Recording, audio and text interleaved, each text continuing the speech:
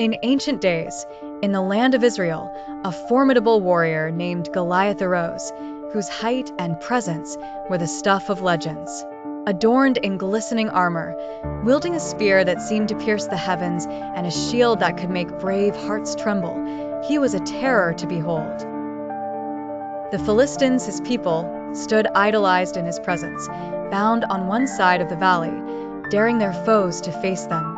Across the valley, the armies of Israel stiffened in fear, their spirits weighed down by doubt and despair, as none among them dared challenge the beast. Each day, for 40 days, Goliath stepped forward, his booming voice resonating through the valley as he issued a dreadful proclamation. "Choose a man and send him unto me," he taunted.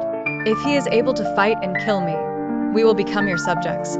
But if I defeat him and kill him, then you will serve us." The challenge hung heavy in the air, unanswered and oppressive. Among the Israelites was a shepherd boy named David. Year by year, he had waned between stature and youth, yet his heart bore a courage unimaginable. David was the youngest son of Jesse, sent by his father to bring provisions.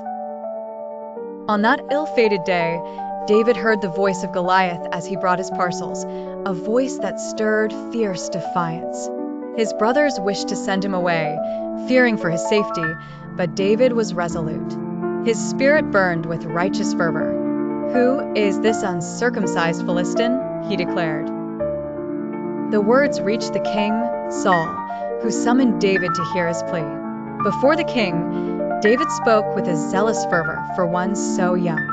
He said, "Let no man's heart fail because of this Philistine. Your servant will go and fight him." King Saul, astonished, offered the youth his own armor. David declined it. The weight and size were burdensome, for David trusted not in the trappings of war, but in the strength of his faith and skill in his hands. With his staff in hand and 5 smooth stones chosen carefully from the brook, David ventured toward the battlefield. Goliath's laughter rang forth, mocking the unarmed youth. "Am I a dog, that you come to me with sticks?" he roared, cursing David by his gods. But David, unwavering and fearless, responded, "You come against me with sword and spear and javelin, but I come against you in the name of the Lord Almighty. This day the Lord will deliver you into my hands, and I will strike you down and cut off your head."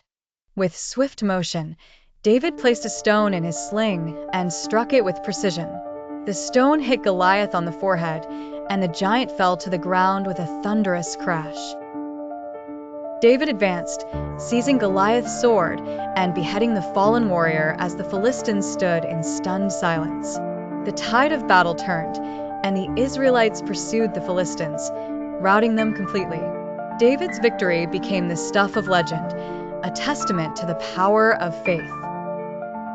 The triumph of the righteous over the mighty was a day that echoed through the annals of history, where the smallest among men became greatest, and God's favor showed in its purest form.